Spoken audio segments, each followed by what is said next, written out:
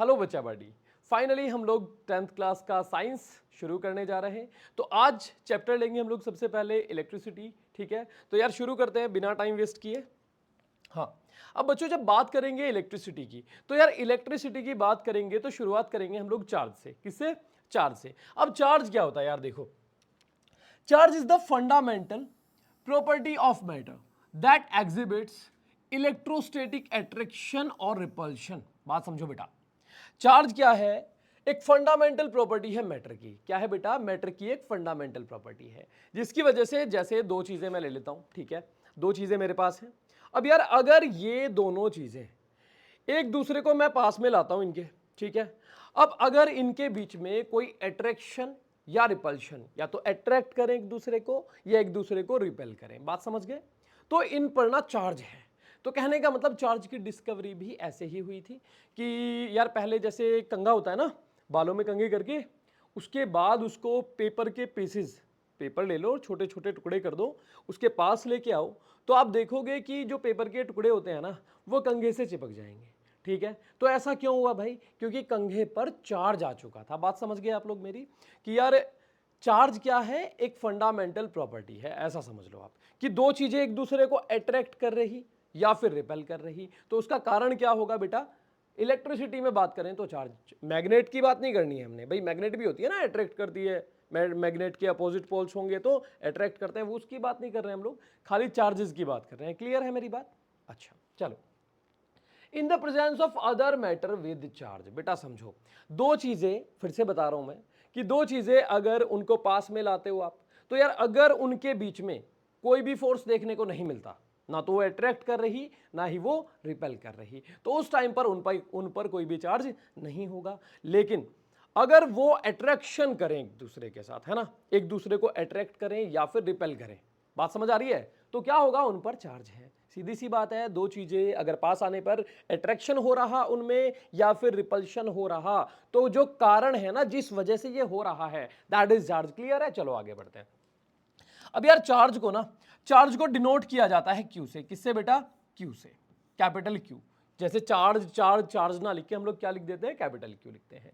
ऐसा यूनिट क्या होती है बच्चों? ऐसा यूनिट होती है कूलाम। क्या बच्चों?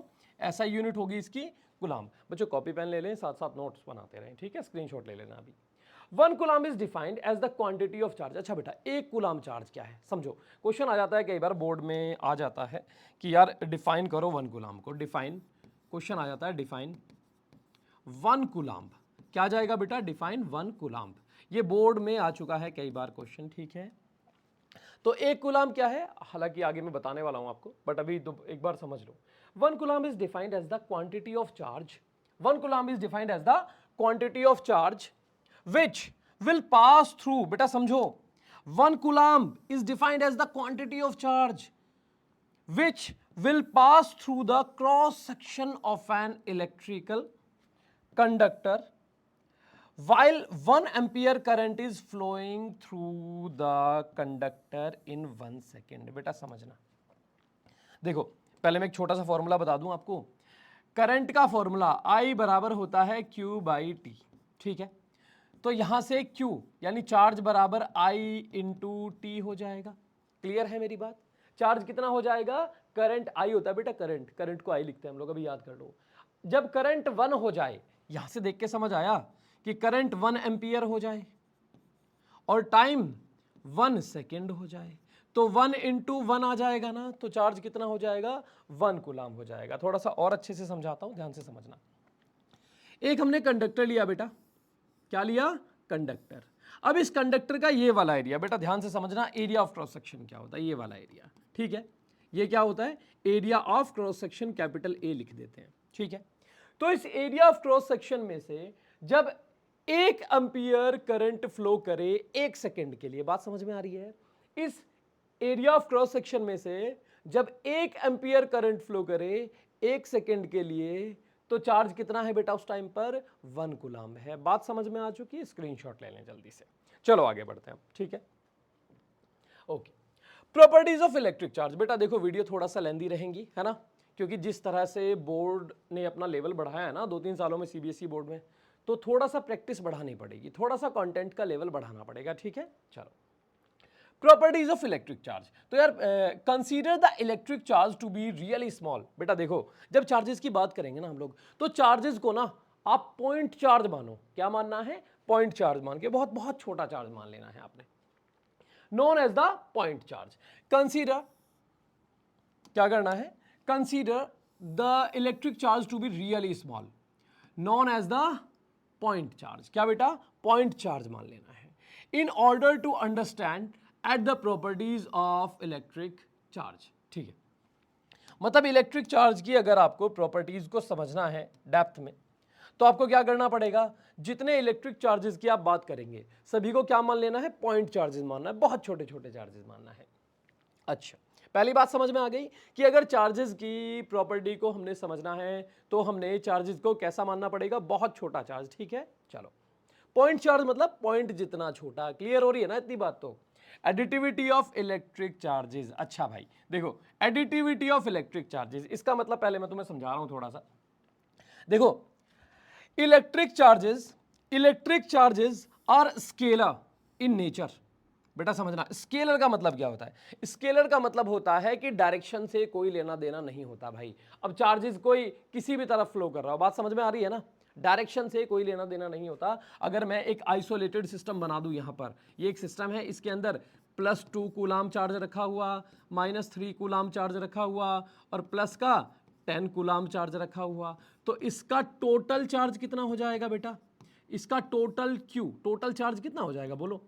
प्लस का 2 कूलाम, प्लस का 10 कूलाम एंड माइनस का 3 कूलाम। 10 और 2 12 और -3, मतलब सिंपल, जैसे सिंपल एडिशन सब्ट्रैक्शन होता है ना मैथ्स का, उसी तरह से बहुत सिंपल है बेटा। 10 2 12, 12 में से 3 जाएगा 9 कूलाम। क्लियर है? आ गई बात समझ में? तो इतना सा है कि जो चार्जेस होते हैं ना वो स्केलर होते हैं, मतलब उन पे डायरेक्शन का कोई लेना देना नहीं होता उनसे। ठीक है, अच्छा आगे बढ़ो। But it is important to note that charges can be point charges, charges can be point charges, charges can be point charges and still are positive and negative in nature। बेटा देखो, चार्जेस को हमने बोल तो दिया कि point charges लेंगे हम लोग। ठीक है, चार्जेस पॉइंट चार्जेस हो सकते हैं, बहुत छोटा है, बहुत छोटा, ये भी बहुत छोटा, दूसरा वाला चार्ज भी बहुत छोटा। तो यार उसके बावजूद वो पॉजिटिव भी हो सकते हैं और नेगेटिव भी हो सकते हैं, मतलब वो चीज मैटर करती है। ऐसा नहीं है कि बहुत छोटा चार्ज है तो आपकी मन मर्जी के आपने सोचा यार इसको पॉजिटिव ले लेते हैं, ऐसे नहीं कर सकते आप लोग। अगर वो पॉजिटिव है तो पॉजिटिव लिया जाएगा, नेगेटिव है तो नेगेटिव ही लिया जाएगा। अगर वो नेगेटिव है तो नेगेटिव चार्ज की प्रॉपर्टीज को फॉलो करेगा, और अगर वो पॉजिटिव है तो पॉजिटिव चार्ज की प्रॉपर्टीज को फॉलो करेगा। बात समझ में आ गई? बहुत छोटा होने के बावजूद सोचो, जैसे चार्जेस कैसा, मैंने बोला पॉइंट चार्जेस हो सकते हैं, बहुत छोटा चार्ज हो सकता है ना। अब बहुत छोटा है तो आप सोचोगे यार छोड़ो, प्लस माइनस जैसा ऐसा नहीं कर सकते। क्लियर हो रही है मेरी बात? ओके, अच्छा, if inside a conductor there are n number of charges present. बेटा सुनो, वही बात आ गई, कोई कंडक्टर है या कोई आइसोलेटेड सिस्टम है, नॉट आइसोलेटेड मतलब अकेला, ठीक है, जो बंद हो, जिसका बाहर की दुनिया से कोई लेना देना ना हो। ठीक है, अच्छा, इफ इनसाइड अ कंडक्टर, अगर किसी कंडक्टर के अंदर there are n number of charges present, कि n नंबर में मतलब 3 4 5 कुछ भी हो सकता है। ठीक है, इतने चार्जेस प्रेजेंट हैं, the algebraic sum of the individual charges will be the total charge. बेटा समझो, प्रेजेंट इन इट, सुनो, algebraic sum of the individual charges, अलग अलग चार्जेस का, उन सब का एल्जेब्रिक सम आप निकालो। बात समझ में आ रही है ना? Will be the total charge present in it, बस वही होगा जो उसमें टोटल चार्ज प्रेजेंट है। जैसे देखो, इस कंडक्टर के अंदर क्या है बच्चों? ये एक कंडक्टर है, मैं बोल देता हूं क्या है ये, कंडक्टर है। क्या लिया बेटा मैंने? इसको कंडक्टर मान लिया। क्या बोला? कंडक्टर। क्या बोला बच्चों? कंडक्टर। अब इस कंडक्टर के अंदर कुछ इंडिविजुअल चार्जेस थे, 1 2 और 3। अब हमसे कहा कि भैया टोटल चार्ज कितना होगा, तो टोटल चार्ज कंडक्टर के अंदर का निकालना है, तो जितने इंडिविजुअल चार्जेस हैं उसके अंदर उन सब का एल्जेब्रिक सम कर देना है। हाँ स्पीड स्लो है, इनटू 2 कर लो। ठीक है, आप समझदार लोग हैं। ठीक है, बात समझ गए? ठीक है, this is the additive property of electric charges. इस प्रॉपर्टी को क्या बोलते हैं बेटा? Additive property of electric charges. क्या है, मैं रिपीट कर रहा हूं, ठीक है, कि अगर किसी कंडक्टर के अंदर कुछ चार्जेस हैं, कुछ इंडिविजुअल चार्जेस रखे हुए हैं या है प्रेजेंट हैं, ठीक है।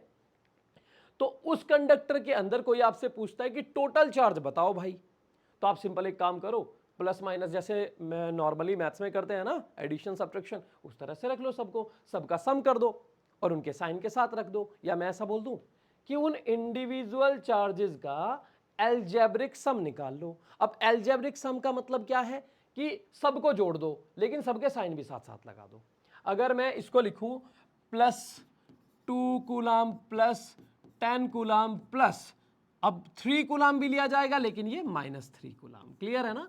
किया तो हमने सम ही है सबका, बस सबके साइन और लगा लेने हैं साथ में। क्लियर हो गई बात, चलो स्क्रीनशॉट ले लो, आगे बढ़ते हैं, ठीक है। अगला है conservation of charge. Next property है बेटा conservation of charge. Conservation of charge में क्या पता चला कि यार एक सिस्टम के अंदर ना, किसी भी आइसोलेटेड सिस्टम के अंदर, जैसे मेरा रूम है, ठीक है, इस रूम के अंदर जितना चार्ज है वो फिक्स है। मतलब कुछ चार्ज मेरे पे, कुछ चार्ज बोर्ड पे। अब मैंने बोर्ड को ऐसे ऐसे रब कर दिया तो हो सकता है कुछ चार्ज मेरे ऊपर बढ़ गया हो, कुछ चार्ज बोर्ड का कम हो गया हो, उल्टा भी हो सकता है। तो यार कहने का मतलब अगर 10 यूनिट मेरा चार्ज कम हुआ तो बोर्ड का 10 यूनिट बढ़ा होगा, टोटल तो सेम ही रहा। क्लियर हुई बात। देखो इसका भी एग्जांपल से समझते हैं। जैसे मैंने यहां पर बनाया एक आइसोलेटेड सिस्टम। क्या बनाया बेटा? Isolated system. क्या है ये?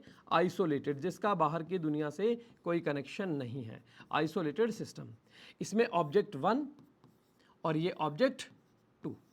इस पे चार्ज था 10 यूनिट, इस पे चार्ज था 15 यूनिट। तो इस सिस्टम का टोटल चार्ज कितना है बेटा? 25 यूनिट, 25 यूनिट्स, ठीक है। अच्छा, अब हमने क्या किया, इन दोनों को ना आपस में रब कर दिया। क्या कर दिया बेटा? आपस में रब कर दिया। मैंने इन दोनों चीजों को आपस में रब किया, ठीक है। तो इस पे आ गया 12, तो इस पे कितना होगा? 13। क्लियर हो गई मेरी बात? यस और नो बताओ मुझे। यानी टोटल तो सेम ही रहा बेटा। टोटल पहले कितना था? 25, अभी भी कितना है? 25। तो इतनी सी बात है कंजर्वेशन ऑफ चार्जेस में। कंजर्वेशन ऑफ चार्जेस में ये बोला गया कि चार्जेस को ना तो हम लोग क्रिएट कर सकते हैं और ना ही चार्जेस को हम लोग डिस्ट्रॉय कर सकते हैं। क्लियर हो रही है मेरी बात? क्या बोला मैंने? कि चार्जेस को ना तो क्रिएट किया जा सकता है, चार्जेस को ना ही डिस्ट्रॉय किया जा सकता है। अच्छा, the conservation of charges means that the charges are neither created nor destroyed, are neither created and nor destroyed। ना तो क्रिएट किया जा सकता है ना ही उन्हें डिस्ट्रॉय किया जा सकता है। They can be transferred from one body to another. मतलब दे कैन बी ट्रांसफर्ड, क्या बेटा? They can be transferred, they can be transferred from one body to another. वो सिर्फ एक ऑब्जेक्ट से दूसरी ऑब्जेक्ट पर ट्रांसफर किए जा सकते हैं, या एक ऑब्जेक्ट से, एक बॉडी से दूसरी बॉडी को ट्रांसफर किया जा सकता है चार्ज को। क्लियर है मेरी बात?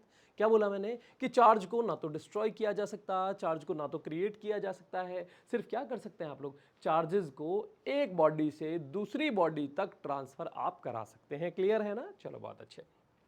अच्छा, the charges are always conserved in an isolated system. जैसा मैंने अभी आपको समझाया, एक आइसोलेटेड सिस्टम में चार्जेस हमेशा कैसे रहते हैं? कंजर्व्ड रहते हैं। जितना टोटल है उतना ही रहेगा।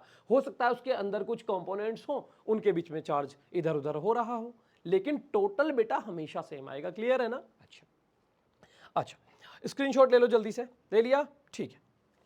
हाँ बेटा, अब क्वांटाइजेशन ऑफ चार्ज, वैसे तो इसको 11th 12th में पढ़ाया जाता है, बट जिस हिसाब से सीबीएसई ने लेवल अप किया है ना, तो मैं थोड़ा समझा दे रहा हूं आपको। हाँ बेटा, देखो क्वांटाइजेशन समझो। क्वांटाइजेशन ऐसा है कि जैसे हम लोग टी शर्ट खरीदने जाते हैं, तो जब टी शर्ट खरीदने जाएंगे बेटा, जब टी शर्ट खरीदने जाएंगे, क्या बोला मैंने? जब आप टी शर्ट खरीदने जाओगे, जब आप टी शर्ट खरीदने जाओगे, तो या तो एक टी शर्ट लाओगे, या तो 2 लाओगे, या तो 3 लाओगे, या 4 लाओगे, या 5 लाओगे। कभी बोला कि भैया 3.5 टी शर्ट दे दो? नहीं बोला ना। और ये बात समझ में, 3.5 टी शर्ट आपको नहीं मिलेंगी, है ना। और आधी टी शर्ट का फटी हुई का पहन के क्या करोगे? ठीक है। तो यार टी शर्ट जब आप लेने जाओगे, या तो 1, या तो 2, या तो 3, या तो 4, या तो 5। क्लियर है मेरी बात? थोड़ा ध्यान से समझना, समझ में आ जाएगा। ठीक है। तो यार ऐसे ही ना, जब चार्ज ट्रांसफर होता है बेटा, जैसे हम लोग टी शर्ट खरीदने जाते हैं, तो टी शर्ट या तो 1 आएगी, या तो 2 आएगी, या तो 3, या तो 4, या तो, है ना, या तो 5, 6, इस तरह से। तो मैं ऐसा बोल दूं, टी शर्ट या तो 1 आएगी, या फिर इंटीग्रल मल्टीपल ऑफ 1। क्या बेटा? Integral multiple. इंटीग्रल मल्टीपल का मतलब क्या होता है बेटा, 1 की मल्टीप्लाई किसी इंटीजर से कर दो, जैसे 1 इंटू 2 आएगी, या 1 इंटू 3 आएगी, या 1 इंटू 4 आएगी, या 1 इंटू 5, है ना, या तो इतनी, या तो इतनी, या तो इतनी, या तो इतनी। क्लियर है ना मेरी बात? टी शर्ट वाला फंडा समझ में आ गया? अच्छा, अब मेरी बात समझो, इसको नोट कर लो जल्दी से, मैं मिटा दे रहा हूँ, वीडियो पॉज करके नोट करो। कर लिया? ठीक है। अच्छा बेटा, तो इसी तरह से एक बात समझना बेटा, जब किसी चीज पर कोई चार्ज आता है बेटा, जब चार्ज ट्रांसफर होता है, क्या बोला मैंने, जब चार्ज ट्रांसफर होता है, ये ऑब्जेक्ट 1 है, क्या है ये, ऑब्जेक्ट 1, और दूसरी ऑब्जेक्ट है ऑब्जेक्ट 2, क्या बेटा, ऑब्जेक्ट 2। अब इस पर इनको मैंने रब कर दिया, आपस में क्या कर दिया बेटा, रब कर दिया मैंने इनको, क्या कर दिया, रब कर दिया, और हमने बोला इस पर आया निगेटिव चार्ज। क्या आया बेटा, निगेटिव चार्ज आ चुका इस पर। अब वो निगेटिव चार्ज बेटा क्या फिक्स है, जैसे टी शर्ट का था ना, फिक्स था, या तो 1, या तो 2, या तो 3, या तो 4, या तो 5, ठीक है। तो ऐसे ही चार्ज का भी कुछ तो चक्कर होगा ना। अच्छा बात समझो, देखो फील लो थोड़ा सा इसका। चार्ज कब आता है बेटा किसी चीज पे, क्या होता है, चार्ज, इस पर कोई भी चार्ज आया, चार्ज तब आएगा बेटा, चार्ज कैसे आएगा, चार्ज कैसे आता है, थोड़ा ध्यान से समझो, चार्ज कैसे आता है, बाय ट्रांसफर ऑफ इलेक्ट्रॉन्स। कैसे बेटा, by transfer of electrons, electrons के ट्रांसफर से किसी चीज पर चार्ज आता है। क्लियर हो रहा है? ओके। अच्छा देखो एक एग्जांपल देता हूं मैं आपको, देखो यार, जैसे Na है, सोडियम है अपना, एटॉमिक नंबर कितना होता है बेटा, 11। अब ये नहीं आता, ओके, तो भैया एक काम करो, पहले 20 तक एलिमेंट्स के नाम याद करो, ठीक है, तब आएगा। अच्छा, एटॉमिक नंबर कितना बेटा इसका, 11, ठीक है। इसका इलेक्ट्रॉनिक कॉन्फ़िगरेशन करो तो 2, 8, एक क्लास 9th का टॉपिक है सर, हमने तो नहीं पढ़ा है, कोई बात नहीं, याद कर लो फिर, ठीक है। बात समझो बेटा, सोडियम का एटॉमिक नंबर कितना, 11, इलेक्ट्रॉनिक कॉन्फ़िगरेशन करें तो 2, 8, 1। समझे नहीं समझे आप लोग? इसी तरह से क्लोरीन का देख लो भाई, क्लोरीन का एटॉमिक नंबर कितना, 17, इलेक्ट्रॉनिक कॉन्फ़िगरेशन करेंगे आप इसका तो क्या आ जाएगा बेटा, 2, 8, 7। बात समझे? अच्छा, अब आपको बताया हर एलिमेंट ये चाहता है, मैं केमिस्ट्री पढ़ा रहा हूं आपको, देखो फिजिक्स में हर एलिमेंट ये चाहता है कि सबसे बाहर वाले ऑर्बिट में 8 इलेक्ट्रॉन हो जाए, ठीक है। अच्छा, तो यार देखो, इसका एटॉमिक नंबर कितना है, 11, तो इनिशियली शुरुआत में इसके अंदर 11 इलेक्ट्रॉन्स एंड 11 प्रोटॉन्स, मतलब माइनस का 11 और प्लस का 11, 11 इलेक्ट्रॉन्स पे माइनस का 11 चार्ज, 11 प्रोटॉन्स पे प्लस का 11, बोलो आया, तो टोटल चार्ज कितना हो जाएगा बेटा, 0 हो जाएगा, बोलो आया नहीं आया? क्लियर हो रही है मेरी बात? जितना माइनस का चार्ज है उतना ही प्लस का चार्ज होगा। क्लियर हो रही है? वैसे चार्ज अलग रहता है, बताऊंगा आपको बाद में, ठीक है। जितना माइनस का चार्ज उतना ही प्लस का चार्ज, इसलिए टोटल चार्ज आया 0। क्लियर है? तो इसलिए बोलते हैं एटम हमेशा न्यूट्रल रहता है, ठीक है भाई। अच्छा, अब देखो ये ना क्या करेगा, एक इलेक्ट्रॉन को लूज कर देगा। क्या कर देगा बेटा, एक इलेक्ट्रॉन को लूज कर देगा, एक इलेक्ट्रॉन अपना बाहर निकाल देगा। क्यों? क्योंकि ये चाहता था सबसे बाहर 8 हो जाए, इसको 7 इलेक्ट्रॉन किसी ने दिए नहीं, तो ये क्या कर देता है, अपने एक को भगा देता है, फिर बोलेगा मेरे तो बाहर देखो 8 है, 8 है, 8 है। क्लियर है ना? सबसे बाहर देखो 8 है, ठीक है, ये नहीं बताएगा मैंने भगा दिया उसको, ठीक है। अच्छा, तो अब देखो एक इलेक्ट्रॉन लूज करने के बाद भाई इसके अंदर 11 तो प्रोटॉन्स रहे, प्रोटॉन्स पे कोई फर्क नहीं पड़ा।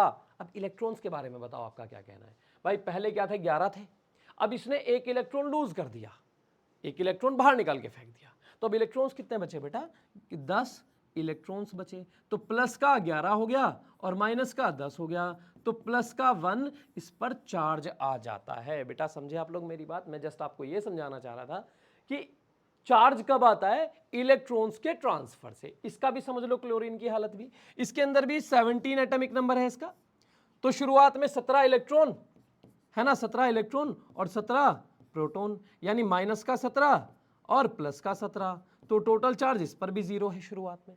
अब देखो जैसे सोडियम ने अपना एक इलेक्ट्रॉन फेंक दिया था, ठीक है, उस इलेक्ट्रॉन को इसने पकड़ लिया, बोला भाई मेरे पास तो 7 हैं, तू एक इलेक्ट्रॉन मुझे दे दे, तो एक इलेक्ट्रॉन इधर आ गया होगा, इसने ले लिया होगा, इसको जरूरत है। क्लियर है?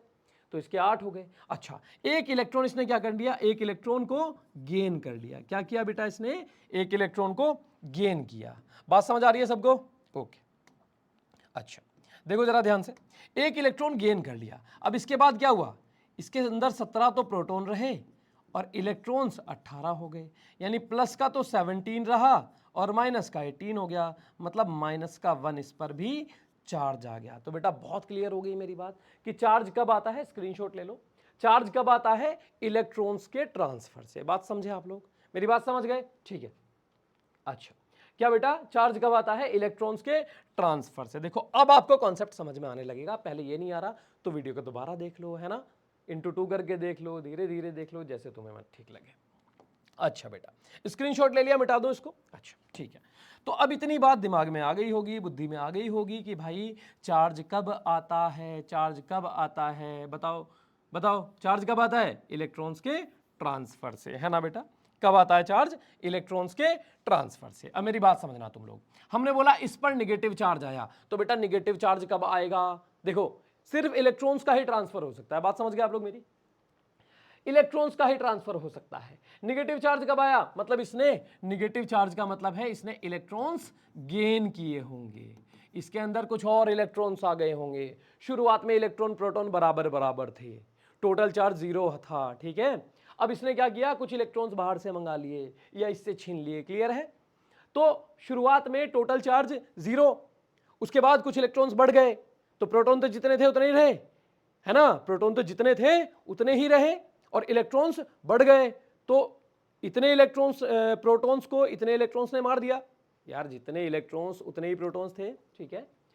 तो जितने पुराने इलेक्ट्रॉन प्रोटॉन थे उन्होंने तो एक दूसरे को कैंसिल कर रखा था, अब ये कुछ नए इलेक्ट्रॉन्स आ गए तो इन्होंने अपना चार्ज शो कर दिया, क्लियर है। जैसे क्लोरीन में हुआ था ना, इलेक्ट्रॉन गेन करने के बाद आ गया था नेगेटिव चार्ज, ऐसे ही इस पर नेगेटिव चार्ज आया, मतलब इसने इलेक्ट्रॉन्स गेन किए होंगे। बेटा बात समझ गए, ये सुनो बताओ। अच्छा, तो अब एक बात समझ में आ रही है कि चार्ज अगर आया है किसी चीज पर तो इलेक्ट्रॉन्स का ट्रांसफर हुआ होगा। अब बेटा यहां से समझो, एक इलेक्ट्रॉन का चार्ज कितना होता है, एक इलेक्ट्रॉन पे होता है 1.6 इंटू 10 की पावर -19 कूलाम्ब। बेटा ये याद कर लेना, अगर ये याद है तो एक दो क्वेश्चन कर पाओगे, याद नहीं है तो नहीं कर पाओगे, क्लियर है मेरी बात। एक इलेक्ट्रॉन पे इतना चार्ज होता है बेटा। अच्छा एक बात कह दूं मैं कि जब भी किसी चीज पर कोई चार्ज आता है तो इलेक्ट्रॉन्स का ट्रांसफर होता है बेटा, इलेक्ट्रॉन्स का ट्रांसफर होता है, इलेक्ट्रॉन्स जाते हैं, क्या बोला मैंने, इलेक्ट्रॉन्स का ट्रांसफर होता है मतलब इलेक्ट्रॉन्स जाते हैं, ठीक है। अब इलेक्ट्रॉन्स जाएंगे तो या तो एक इलेक्ट्रॉन जाएगा, या तो 2 जाएंगे, या तो 3 जाएंगे, या तो 4 जाएंगे, या तो 5, या तो 6, या तो 7, या तो 8, या तो 9, या तो 10, क्लियर है भाई, इलेक्ट्रॉन्स जाएंगे ना। और इलेक्ट्रॉन ऐसा तो नहीं जाएगा 3.5 इलेक्ट्रॉन जाएगा, 4.25 जाएगा, है ना, ऐसे नहीं होता, क्लियर है, ठीक है। तो बेटा एक बात समझो, इसको हम लोग लिख देते हैं बेटा ई या फिर क्यू, क्या लिखते हैं इसको, या तो छोटा ई लिखते हैं या फिर इसको छोटा क्यू लिखते हैं, बेटा दोनों ठीक है, या तो ई लिख दो या तो क्यू लिख दो। बेटा आया नहीं आया समझ में, तो मैं ऐसा कह दूं बाय ट्रांसफर ऑफ इलेक्ट्रॉन्स, और इलेक्ट्रॉन्स कैसे, या तो एक इलेक्ट्रॉन ट्रांसफर होगा, या तो 2 इलेक्ट्रॉन्स, या तो 3 इलेक्ट्रॉन्स, है ना, एंड सो ऑन। बात समझ गए।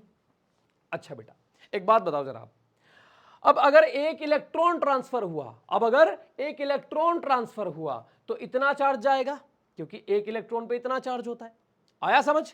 अगर एक इलेक्ट्रॉन ट्रांसफर हुआ तो इतना चार्ज ट्रांसफर हुआ, 2 इलेक्ट्रॉन गए तो इसका डबल चार्ज गया, समझ गए। अगर 3 इलेक्ट्रॉन्स का ट्रांसफर हो रहा, 3 इलेक्ट्रॉन्स जा रहे तो इसका ट्रिपल हो जाएगा चार्ज, आया ना, 3 इलेक्ट्रॉन्स का चार्ज कितना हो जाएगा, ये वाला इंटू 3। तो मैं ऐसा कह दूं चार्ज कितना जाएगा बेटा, चार्ज जाएगा n इंटू ई।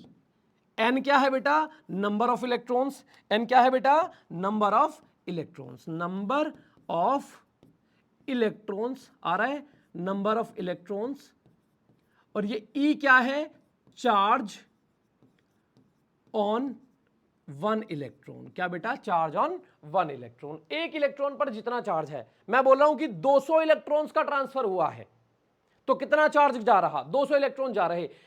अगर एक इलेक्ट्रॉन जा रहा तो इतना चार्ज जा रहा, इतना कूलाम्ब।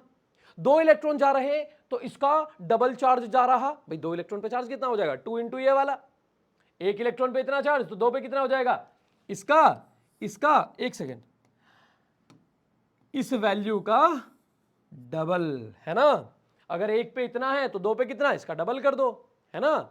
200 इलेक्ट्रॉन्स जा रहे तो 200 इंटू ये, वही तो मैंने लिखा कि टोटल चार्ज ट्रांसफर्ड बराबर होता है n इंटू ई। क्या बोला बेटा मैंने, टोटल चार्ज ट्रांसफर्ड बराबर होगा n इंटू ई। क्यों क्या है बेटा, total charge transferred, total charge transferred कि टोटल कितना चार्ज ट्रांसफर हुआ, टोटल चार्ज ट्रांसफर्ड कितना हो जाता है, कैसे निकाला जाता है, n इंटू ई। n क्या है, जितने इलेक्ट्रॉन्स जा रहे, नंबर ऑफ इलेक्ट्रॉन्स। e क्या है, चार्ज ऑफ वन इलेक्ट्रॉन। बात समझ गए आप लोग, चलो स्क्रीनशॉट ले लो जल्दी से, हो गया ओके। तो क्वांटाइजेशन ऑफ चार्ज समझ में आया ना। क्वांटाइजेशन ऑफ चार्ज में यह बताया गया कि ऐसे नहीं होता कि कितने भी यूनिट चार्ज जा सकता है। जब चार्ज ट्रांसफर होता है ना, तो वो एक इलेक्ट्रॉन का जो चार्ज होता है उसका कुछ इंटीग्रल मल्टीपल होता है। एक इलेक्ट्रॉन पे इतना चार्ज है ना, तो जो टोटल चार्ज ट्रांसफर हुआ होगा इसका कोई इंटीग्रल मल्टीपल होगा, या तो इतना होगा, या तो ये इंटू 2 होगा, या तो ये इंटू 3 होगा, या तो ये इंटू 4 होगा। बोलो आया, या तो एक इलेक्ट्रॉन, या तो दो इलेक्ट्रॉन, या तो 3 इलेक्ट्रॉन, या तो 4 इलेक्ट्रॉन। समझ गए ना, कॉन्सेप्ट वहां से बना है। आ गया, फील आ गया, ओके बहुत बढ़िया। चलो थैंक यू, बाद में बोलना। चलो हाँ बेटा, अब आगे बढ़ते हैं हम लोग टाइप्स ऑफ चार्जेस। क्या बेटा, टाइप्स ऑफ चार्जेस। अच्छा, जैसे अब मैं बोलूं आपको किसी का कुछ याद नहीं है, आम आम है ना, जैसे मैं बोलूं बेटा आम, अब छोटा बच्चा है उसको तो नहीं पता, तो मैं उसको कैसे समझाऊंगा, अरे वही यार जिसको तू खा रहा था, गुठली गिर गई थी पैर पे, है ना। कुछ भी एग्जांपल देके, लाइक बच्चों को ऐसे ही समझाता है ना, छोटे छोटे को, अरे बेटा वो वाली चीज जो पैर पे गिरी थी जिसमें आपका मुंह गंदा हो गया था, है ना, ऐसे ऐसे। हाँ ठीक है, मुंह काला नहीं गंदा, ठीक है ओके। तो यार पॉजिटिव चार्ज को ना एक एग्जांपल से समझते हैं हम लोग। देखो कुछ मूर्ख आपको मिलेंगे आइटम, वो बोलेंगे, जैसे हम एग्जांपल में बुक में एक एग्जांपल दिया हुआ है कि आपको ना जब भी एक हम क्या लेंगे, पहले ले लो सिल्क क्लॉथ। क्या बेटा, सिल्क क्लॉथ, है ना। सिल्क क्लॉथ को रब किया गया बेटा, क्या किया गया, सिल्क क्लॉथ को रब किया गया एक ग्लास रॉड के साथ। किसके साथ बेटा, ग्लास रॉड के साथ। किसके साथ बच्चों, ग्लास रॉड के साथ। सिल्क क्लॉथ को हमने ग्लास रॉड के साथ क्या कर दिया, रब कर दिया, तो रॉड पर आया पॉजिटिव चार्ज, पॉजिटिव चार्ज आ गया रॉड पर। क्या आया बेटा, रॉड पर पॉजिटिव चार्ज आया है। बात समझ गए आप लोग। किसी चीज पर पॉजिटिव चार्ज कब आता है बेटा, जब उसने कुछ इलेक्ट्रॉन्स लूज कर दिए हो, मतलब इलेक्ट्रॉन्स ऐसे जा रहे होंगे। क्या बोला मैंने, इलेक्ट्रॉन्स इस तरफ जाएंगे, कुछ इलेक्ट्रॉन्स ऐसे जाएंगे। क्लियर हो रही है मेरी बात। इलेक्ट्रॉन्स किसको मिले होंगे, क्लॉथ को मिले होंगे, मतलब उसने तो अपने इलेक्ट्रॉन्स लूज कर दिए। बात समझ गए। तो ऐसा बोला कि जब भी सिल्क क्लॉथ को ग्लास रॉड के साथ रब करके देखा गया, तो ग्लास रॉड पर जो चार्ज आया वो चार्ज था पॉजिटिव चार्ज। बात समझ गए, बस इतनी सी बात है, बुक्स में भी दिया हुआ है। निगेटिव चार्ज को हम समझाएंगे। तो एक क्लॉथ ले लेना है बेटा, यहां पर क्या लेना है, वूलन क्लॉथ, और एक रॉड ले लेनी है। क्या लेना बेटा, एक रॉड बना देनी है, ठीक है। अच्छा, ये कैसा, वूलन क्लॉथ, WOOLE, और यार एन को मैं थोड़ा सा हाईलाइट कर दूं, वूलन क्लॉथ। कैसा कपड़ा है बेटा, वूलन, ऊनी कपड़ा, ऊन का वूलन क्लॉथ है। और इनको हमने क्या किया, आपस में बेटा रब कर दिया, ठीक है। अच्छा, तो दूसरा भी समझ लो। दूसरा क्या है, एबोनाइट रॉड, EBO, एन को मैं थोड़ा सा हाईलाइट कर देता हूं, NIT, एबोनाइट रॉड, ठीक है। जब इनको हमने रब किया तो इस रॉड पर जो चार्ज आया था वो था निगेटिव चार्ज। कौन सा चार्ज था बच्चों, निगेटिव चार्ज। कौन सा चार्ज था, निगेटिव चार्ज। अच्छा, निगेटिव चार्ज कैसे आया होगा भाई, मतलब इसने कुछ इलेक्ट्रॉन्स गेन कर लिए होंगे, इलेक्ट्रॉन्स इस बार रॉड को मिले होंगे। क्लियर है। अच्छा एक बात समझो आप लोग, यार पॉजिटिव में क्या है, देखो कंफ्यूजन हो जाता है कई बार, सिल्क और ग्लास, है ना। जब सिल्क के कपड़े को ग्लास रॉड के साथ रब करके देखा गया तो ग्लास रॉड पे जो चार्ज आया था वो पॉजिटिव था। अब दूसरा निगेटिव के एग्जांपल की बात करें तो वूलन में भी एन आ रहा और एबोनाइट में भी एन आ रहा। मतलब इन दोनों में ना भाई, ध्यान समझना जरा, कि इन दोनों में क्या आएगा, एन आएगा दोनों में ही। निगेटिव वाले एग्जांपल में दोनों में ही एन आता है, ऐसे याद कर लो, क्योंकि मुझे भी कंफ्यूजन था तो मैंने तो ऐसे ही किया था, ठीक है। चलो आगे बढ़ा जाए अब। अच्छा बेटा, हाँ थोड़ा सा और समझ लो यार, इसके बारे में कुछ बातें और कर लेते हैं हम लोग अभी। अच्छा देखो, अब यार देखो दो टाइप के चार्जेस है ना, दो टाइप के चार्जेस हैं। अगर निगेटिव एंड निगेटिव, ये कैसे चार्जेस हो गए बेटा, लाइक चार्जेस। कैसे हो गए, लाइक। और निगेटिव एंड पॉजिटिव, ये कैसे चार्जेस हो गए, अनलाइक चार्ज, मतलब डिफरेंट। अनलाइक, लाइक मतलब सेम, अनलाइक मतलब डिफरेंट, समझ गए। अच्छा, अब अगर मैं बोलूं पॉजिटिव एंड पॉजिटिव, एक तो ये पेयर बना और दूसरा हाँ ऐसे, एक पेयर तो बेटा ये बना पॉजिटिव एंड पॉजिटिव, और एक पेयर निगेटिव और निगेटिव का बन रहा। तो पॉजिटिव पॉजिटिव है तो लाइक है, निगेटिव निगेटिव है तो भी लाइक चार्जेस है, मतलब सेम चार्जेस, ठीक है। लाइक चार्जेस क्या करेंगे, एक दूसरे को रिपेल करेंगे, याद कर लो। लाइक चार्जेस क्या करेंगे बेटा, रिपेल करेंगे, और डिफरेंट चार्जेस क्या करेंगे, अट्रैक्ट करेंगे। क्या करेंगे बच्चों, अट्रैक्ट करेंगे। ये एग्जांपल तो याद हो गए ना, याद ही करना है बेटा, ठीक है, समझाने का एक तरीका है। अब कुछ बेवकूफ बोलेंगे कि प्लास्टिक को इसके साथ रब करो तो क्या होगा, भाई हमें क्या पता, एक्सपेरिमेंट करके ही पता चल सकता है, ठीक है। तो ऐसे आइटम्स को इग्नोर करना है, ठीक है। चलो कूलाम्स लॉ, हाँ बेटा ये भी फिर से क्लास, वैसे क्लास 9th में भी है, ठीक है। चलो कूलाम्स लॉ देखते हैं बेटा। कूलाम्स लॉ में मैं आपको बता देता हूं, देखो ये इसकी बात बाद में करेंगे, पहले मैं आपको छोटा वैसे समझाता हूं, ठीक है। यार एक काम करो, पहले ना एक ऑब्जेक्ट हमने यहां बना लिया, एक ऑब्जेक्ट हमने यहां बना लिया, ये इसको बोल दिया, इस पे कितना है, इस पे है, इस ऑब्जेक्ट पे चार्ज है Q1, इसका चार्ज है Q2, और इसके सेंटर से इसके सेंटर की जो दूरी है उसको बोल दिया हमने R। क्या बोला बेटा, R बोल दिया। क्लियर हो रही है मेरी बात। पहली ऑब्जेक्ट A है, पहली ऑब्जेक्ट को क्या, ऑब्जेक्ट A, और ये ऑब्जेक्ट B। पहली ऑब्जेक्ट पर Q1 चार्ज बोल दिया हमने, नहीं पता कितना है, दूसरी ऑब्जेक्ट पर Q2 चार्ज बोल दिया, ठीक है। उनके बीच के डिस्टेंस को R बोला। डिस्टेंस कहां से कहां तक नापना है बेटा, पहले के सेंटर से दूसरे के सेंटर तक का डिस्टेंस लिया जाता है। बात समझ गए आप लोग मेरी, ठीक है। तो कूलाम्स लॉ में ये बताया गया कि जो फोर्स होता है ना इन दोनों के बीच में, ऑब्जेक्ट 1 और ऑब्जेक्ट 2 के बीच में, बेटा दो बात समझना ध्यान से, अगर ये चार्जेस सेम होंगे, क्या बोला मैंने, दोनों चार्जेस सेम होंगे तो रिपल्शन लगेगा, समझ गए। अगर दोनों चार्जेस, ये भी पॉजिटिव तो रिपल्शन, ये नेगेटिव ये भी नेगेटिव तो भी रिपल्शन। बात समझ गए। अगर दोनों चार्जेस सेम हैं तो रिपल्शन लगेगा, दोनों एक दूसरे को दूर धकेलेंगे। क्लियर है, ठीक है। फोर्स तो लगेगा ना मेरे भाई। अच्छा, अब अगर दोनों अपोजिट हो जाए, एक प्लस हो जाए और एक माइनस हो जाए, एक पॉजिटिव हो जाए और एक निगेटिव हो जाए, तो क्या करेंगे, अट्रैक्ट करेंगे। क्लियर है। अच्छा, फोर्स तब भी लगेगा। बात समझ गए। फोर्स की बात करनी है कि जो फोर्स लगेगा ना दोनों के बीच में, हो सकता है अट्रैक्शन फोर्स लगे, हो सकता है फोर्स ऑफ रिपल्शन लगे। बात समझ गए। अच्छा यार, इसमें यह बोला गया कि फोर्स जो होता है ना वो डायरेक्टली प्रोपोर्शनल होता है दोनों चार्जेस की प्रोडक्ट के। आया, पहली बात क्या बताई गई कि जो दोनों के बीच में लगने वाला फोर्स, हो सकता है अट्रैक्शन फोर्स हो सकता है रिपल्शन फोर्स हो, समझ गए, वो दोनों चार्जेस की प्रोडक्ट के डायरेक्टली प्रोपोर्शनल होता है। मतलब जितने बड़े बड़े चार्जेस होंगे, बात समझ गए, उतना ही ज्यादा फोर्स लगेगा। हो सकता है रिपल्शन लगे, हो सकता है अट्रैक्शन लगे। अच्छा, दूसरी बात क्या बोली गई कि फोर्स इनवर्सली प्रोपोर्शनल है उनके बीच का जो डिस्टेंस है उसके स्क्वायर के। तो दोनों बातों को ऐसे लिख दिया गया कि फोर्स प्रोपोर्शनल टू, जो जिनके साथ डायरेक्टली प्रोपोर्शनल है उनको ऊपर लिखो, जिसके साथ इनवर्सली है उसे नीचे रख दो। बोलो आया। अब जब प्रोपोर्शनलिटी का साइन हटा के, इक्वल्स का साइन हम लगाना चाहते हैं तो किसी कांस्टेंट से मल्टीप्लाई कर दी जाती है, Q1 Q2 upon R square. मैंने कांस्टेंट ले लिया के। बात समझे बेटा, नहीं समझे, बस इतना सा था कूलाम्स लॉ। थोड़ा सा अच्छे से बात कर लेते हैं इसके बारे में अभी, ठीक है। According to Coulomb's law, the force of attraction और रिपल्शन, क्या बोला बेटा, फोर्स ऑफ अट्रैक्शन और रिपल्शन, हो सकता है अट्रैक्शन फोर्स लगे, हो सकता है रिपल्शन फोर्स लगे। अट्रैक्शन कब लगेगा, जब दोनों चार्जेस डिफरेंट रहेंगे। रिपल्शन कब लगेगा, जब दोनों चार्जेस सेम रहेंगे। हो सकता है दोनों प्लस, हो सकता है दोनों माइनस, गाना गा लो, ठीक है।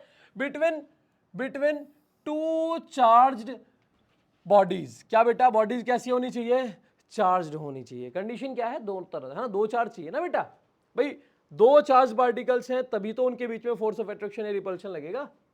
Is directly proportional to the product of charges. यही वाली बात तो आ गई कि प्रोडक्ट ऑफ चार्जेस के डायरेक्टली प्रोपोर्शनल है, कि दो चार्ज्ड ऑब्जेक्ट के बीच में लगने वाला फोर्स ऑफ अट्रैक्शन या फोर्स ऑफ रिपल्शन, दो चार्ज्ड ऑब्जेक्ट्स हैं उनके बीच में भाई या तो अट्रैक्शन होगा या तो रिपल्शन होगा।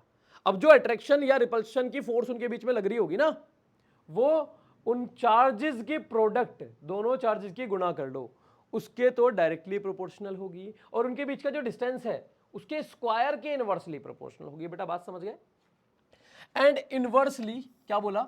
Inversely proportional to the square of distance between them, उनके बीच का जो डिस्टेंस है उसके स्क्वायर के इनवर्सली प्रोपोर्शनल रहेगी। बच्चों बात समझे नहीं समझे आप लोग? आ गए यहां तक? ठीक है। वेयर के इज द कांस्टेंट, जहां पर बेटा के क्या है? कांस्टेंट है। And Q1 Q2 are the charges, Q1 Q2 क्या है? चार्जेस है। R उनके बीच का डिस्टेंस है। बात समझ गए? And represents the force of attraction और repulsion. The law is applicable only for the point charges at rest. Most important, the law is applicable for the point charges at rest. बेटा ये law तभी लगाया जा सकता है जब charges कैसे हो? बहुत छोटे हो। दूसरी बात क्या? कि वो रेस्ट पर हो, वो मूव ना कर रहे हो। कंडीशन क्या है? कूलाम्स लॉ कब लगा सकते हैं बेटा हम लोग? याद कर लो। कूलाम्स लॉ कब लगा सकते हैं? जब दोनों चार्जेस कैसे हो? पॉइंट चार्जेस हो। क्या बोला? पहली कंडीशन क्या? दोनों चार्जेस बहुत बहुत छोटे चार्जेस होने चाहिए। अगर बड़े चार्जेस आ गए तो उनके लिए कूलाम्स लॉ एप्लीकेबल नहीं है। क्या बोला मैंने? अगर बड़े चार्जेस हैं, लार्जर चार्जेस के लिए coulombs law is not applicable. ठीक है। अच्छा, पहली बात क्या? कि दोनों चार्जेस बहुत बहुत छोटे चार्जेस होने चाहिए, पॉइंट चार्जेस होने चाहिए। दूसरी बात क्या है भाई साहब? दूसरी बात क्या है? Charges should be at rest, charges rest पर होने चाहिए। अगर वो चार्जेस छोटे तो हैं बट वो मूव कर रहे तो उस टाइम पर कूलाम्स लॉ नहीं एप्लीकेबल, उस टाइम पर कूलाम्स लॉ को यूज नहीं कर सकते। आप लोग क्लियर है? स्क्रीनशॉट ले लो। चलो आगे बढ़ते हैं। के की वैल्यू क्या है? 9 × 10⁻⁹ न्यूटन मीटर स्क्वायर। याद कर लो अभी फिलहाल। अच्छा, एक क्वेश्चन है बेटा, ये भी अगेन बोर्ड में आया हुआ क्वेश्चन है बच्चों, ध्यान से समझना। ठीक है। How many electrons constitute 1 coulomb of charge? Video pause करके खुद से ट्राई करें। कर लिया? ठीक है, अब मैं समझाता हूं। करना यार, ठीक है, खुद से करना था। ठीक है, चलो बेटा। अच्छा एक बात देखो, क्या बोला? एक कूलम्ब चार्ज में कितने इलेक्ट्रॉन्स? तो मुझे इतना पता है कि एक इलेक्ट्रॉन पे 1.6 × 10⁻⁻19 कूलम्ब चार्ज होता है। आया? तो मैं ऐसा बोल दूं, इतने चार्ज में एक इलेक्ट्रॉन होता है। यस और नो बोलो। अगर इतना एक इलेक्ट्रॉन में तो इतना चार्ज है यार, 12 केला 60 रुपए की, तो 60 रुपए में 12 केला होता है ना। 12 केला 60 रुपए में आ रही है, या 80, अब तो 80 में आ रही है। ठीक है, 12 केला 80 रुपए में आ रही है, तो 80 रुपए में 12 केला आ रही है, बोल सकते हैं ना। तो एक इलेक्ट्रॉन पे इतना चार्ज, या इतने चार्ज पे एक इलेक्ट्रॉन, बोल सकते हैं। बिल्कुल समझ में आ चुका होगा। तो 1.6 × 10⁻⁻19 कूलम्ब, अरे बड़ा बना दिया, -19 कूलम्ब में एक इलेक्ट्रॉन होगा बेटा, समझे? अच्छा एक बात समझो, जैसे मैं बोलता हूं 12 बनाना, 12 बनाना कितने रुपए की है बेटा? चलो 60 की बोल देते हैं। तो अगर मैं यहां 1 बोलना चाहूं, क्या बेटा? यहां 1 बोलना चाहूं तो 1 क्या बोला मैंने? जो ये था ना, इसको डिवाइड में भेज दिया उधर, 60/12 5। यही है ना। कहने का मतलब क्या है कि जो भी यहां पर जो भी हो बेटा, अगर आप यहां 1 बना रहे हो तो जो भी नंबर है उसे उठा के डिवाइड में भेज दो दूसरी तरफ। क्लियर है मेरी बात? अच्छा, ऐसा ही कुछ यहां करेंगे हम लोग। अब अगर मैं इसकी जगह मैं 1 कूलम्ब बोलना चाहता हूं, तो जो भी ये है इसे उठा के इस तरफ डिवाइड में भेज दो बेटा। 1.6 × 10⁻⁻19 इलेक्ट्रॉन्स। बेटा समझो अब ध्यान से, यहां कूलम्ब नहीं लगाया क्योंकि जो नंबर था ना कूलम्ब के साथ मल्टीप्लाई में था, तो मैंने उठा के डिवाइड में भेज दिया। क्लियर है इतनी बात? बहुत क्लियर हो रहा है। अब बोल रहे होंगे सर यहाँ तो माइनस थी, उस तरफ जाके प्लस ना, क्योंकि पूरी को एक ही टर्म माना है मैंने, पूरी को एक ही टर्म मान के मल्टीप्लाई में था, सीधा डिवाइड में भेजा। क्लियर हो रही है मेरी बात? अच्छा अब आगे देखो, तो 1 कूलम्ब बराबर, अच्छा डेसिमल हटेगा तो ऊपर 0 बढ़ जाएगी 10, नीचे क्या बचा? 16। क्लियर है? डेसिमल हटा के ऊपर 0 लगा दिया। अब इंटू ये नीचे पावर, बेटा सुनो ध्यान से, 10 की पावर जब 10 डिनोमिनेटर में है, नीचे है ना, तो माइनस में पावर है, 10 को ऊपर भेजोगे पावर का साइन बदल जाएगा। जैसे 1/5 की पावर -2, तो जब 5 को ऊपर भेजते हैं ना ऐसे 1 × तो पावर का साइन बदल जाता है। बोलो क्लियर हुआ कि नहीं हुआ? आ गया? ठीक है, इसी तरीके से देखना आप, अब क्या हो जाएगा? 10 की पावर 19 और इलेक्ट्रॉन्स। बेटा आया नहीं आया? इलेक्ट्रॉन्स, बोलो आया नहीं आया? क्लियर है? अच्छा अब देखो, मैं 16 से 10 को डिवाइड करना चाहता हूं। मैंने सोचा यार अगर 100 होता तो बहुत अच्छा होता, तो मैं एक 0 इस 10 से मांग लेता हूं। ये 100 बना लिया मैंने, एक 0 मांगी इससे। क्लियर है? तो यहां पावर कितनी रह गई 10 की? अब 18 रह गई, अपॉन 16 रह गया। अब मैं 16 से 100 को डिवाइड करूंगा, तो बेटा 16 से 100 को डिवाइड करूंगा तो क्या आ जाएगा 6.25 इंटू 16 से 100 को डिवाइड करोगे तो 6.25 आ जाएगा। डिवाइड करके देख लेना आप लोग। 10 की पावर 18 इलेक्ट्रॉन्स। तो बेटा ये याद कर लो आज से कि एक कूलाम्ब में कितने इलेक्ट्रॉन्स होते हैं 6.25 इंटू 10 की पावर कितना भाई साहब बताओ 10 की पावर 18 इलेक्ट्रॉन्स इंटू 10 की पावर 18 इलेक्ट्रॉन्स। याद रहेगा बेटा? हाँ, एक कूलाम्ब में कितने इलेक्ट्रॉन 6.25 इंटू 10 की पावर 18। क्लियर है? याद कर लो। डेरिवेशन मैंने बता दिया। क्वेश्चन आएगा तो करना कैसे है, सीधा आंसर मत लिख देना, इस तरह से करके दिखाना। स्क्रीनशॉट ले लो। चलो आगे बढ़ते हैं। ले लिया? ठीक है। Coulomb's law. अच्छा कुछ क्वेश्चंस देखते हैं यार। Coulomb's law describes the relationship between, अच्छा कूलाम्ब्स लॉ लिख लो यार पहले तो। क्या होता है? F इक्वल्स के Q1 into Q2 upon R square. यही तो था बेटा। अच्छा ये रिलेशन किस किस के बीच में बता रहा है? देखो इलेक्ट्रिक फील्ड, अरे यार है ही नहीं, तो ये ऑप्शन तो बिल्कुल सरासर गलत हो गया, है ना? क्या बोला इसने? ये बोला इलेक्ट्रिक फील्ड। ना भाई, इलेक्ट्रिक फील्ड का तो जिक्र ही नहीं है। क्लियर है? अच्छा इलेक्ट्रिक चार्ज, हाँ भाई ये तो बात, इलेक्ट्रिक चार्ज तो था। डिस्टेंस, हाँ ये भी ठीक, ये भी ठीक। एंड इलेक्ट्रिक फोर्स, यस, तो ऑप्शन बी इज करेक्ट। बाकी देखना ही नहीं है। फिर आया? चलो देख लो। वोल्टेज एंड करंट ना, मैग्नेटिक फील्ड ना, बोलो आया? तो option B is correct. Clear हो गई बात? ये देखा, इलेक्ट्रिक चार्ज, डिस्टेंस और इलेक्ट्रिक फोर्स, फोर्स चार्ज और डिस्टेंस, ये तो था। क्लियर है? खुद से ट्राई करना बेटा, ट्राई करो। चलो मैं कराता हूं। इफ द डिस्टेंस, ट्राई कर लिया, खुद से ट्राई करना जरूर है भाई, नहीं किया तो वीडियो को पॉज करके कर लो। इफ द डिस्टेंस बिटवीन, कर लिया। If the distance between, check करो जरा कितने होशियार हैं आप लोग। If the distance between 2 point charges is doubled, बेटा समझो समझो समझो, 2 पॉइंट चार्जेस हैं, ये Q1 एक Q2, उनके बीच का डिस्टेंस था R, ठीक है। फिर हमने क्या कर दिया, Q1 पॉइंट चार्ज ऐसे रखा, Q2 ऐसे रखा, इनके बीच का डिस्टेंस हो गया इस बार 2R। क्लियर है बेटा? यही तो बोला कि 2 पॉइंट चार्जेस के बीच के डिस्टेंस को डबल कर दिया जाए, while keeping the charges constant. Charge उतने ही रहे जितना ये था, जितना ये था, ये बराबर रहे पहले जितने ही, खाली उनके बीच का डिस्टेंस बढ़ा दिया, उनको दूर कर दिया, डबल डिस्टेंस पे कर दिया एक दूसरे से। How does the electric force between them changes? Force कैसे चेंज होगी भाई, है ना? डिस्टेंस डबल तो फोर्स हो जाएगी 1/4। कैसे होगी वो समझाता हूं। देखो बेटा, इस केस में, पहले केस में समझो, पहले केस में फोर्स कितना है? फोर्स है K into Q1 into Q2 upon R square, जो भी डिस्टेंस हो बेटा। क्लियर है? आ रही है बात समझ में? अच्छा यहां पर देखो, यहां पर फोर्स कितना है बच्चों? यहां पर फोर्स है K into Q1 into Q2, और बेटा यहां डिस्टेंस कितना है? डिस्टेंस बताओ।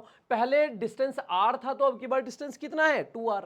बात समझो, अगर ये मैंगो है तो ये कितना है? 2 मैंगो। अगर ये पाइनएप्पल है तो ये कितना है? 2 पाइनएप्पल। क्लियर हो रही है ना? मतलब जो भी उसको नाम दिया है, बात समझ गए? जितना पहले था उसका डबल है इस बार, तो हम जो भी डिस्टेंस है ना उसको 2R ही लिखेंगे इस बार। देखो R होता क्या है बेटा, फील लो, R होता क्या है? डिस्टेंस। तो डिस्टेंस को अगर हमने, डिस्टेंस को हमने लिख दिया n या p, अगर डिस्टेंस को हमने p लिख दिया है तो p का ही तो स्क्वायर करेंगे, तो उससे क्या फर्क पड़ता है? यहाँ डिस्टेंस को हमने r बोला था, यहाँ उनके बीच के डिस्टेंस को 2R बोल रखा है, तो 2R को स्क्वायर मिलेगा। ब्रैकेट लगाना बहुत जरूरी है, ब्रैकेट नहीं लगाओगे तो ये स्क्वायर सिर्फ R को मिलेगा, 2 को नहीं मिल पाएगा और गलत हो जाएगा। ठीक है, तो F या F डैश बोल दो बेटा, है ना? F डैश, F डैश ये कौन सा है? नया फोर्स, मतलब उनके बीच का डिस्टेंस को डबल करने के बाद वाला फोर्स। ठीक है, अच्छा K into Q1 into Q2 upon 4R square. अच्छा बेटा एक बात सुनना ध्यान से, समझना, फील लेना थोड़ा सा। अच्छा ये इतना देखो जरा, क्या ये F के बराबर है? क्या ये F के बराबर है? यस, F यही तो है, K Q1 Q2, तो F डैश बराबर 1/4 ऐसे ही आ गया, और इसको मैंने F लिख दिया, यानी नया फोर्स पुरानी फोर्स का 1/4 हो गया है। 1/4 ऑफ पुराना फोर्स बराबर नया फोर्स। बोलो आया? पुरानी फोर्स का 1/4 करा, यानी कितना हुआ? 1/4, इट बिकम्स 1/4। ये वाला ऑप्शन इज बिल्कुल करेक्ट। बोलो आया नहीं आया? पक्की बात है? समझ आ रहा है? आ रहा है ना? ठीक है, चलो अगला क्वेश्चन भी यार खुद से ट्राई करो। देखो खुद से ट्राई करो, किया? ओके मैं समझाता हूं। If 2 point charges have the same sign, both positive और बोथ नेगेटिव। बेटा समझो, 2 पॉइंट चार्जेस हैं, या तो दोनों पॉजिटिव हैं, या फिर 2 पॉइंट चार्जेस हैं, या तो दोनों नेगेटिव हैं। बात समझे? What can be said about the direction of electric force between them? उनके बीच में जो इलेक्ट्रिक फोर्स लगेगा उसकी डायरेक्शन कैसी रहेगी, कैसा रहेगा? Force is attractive.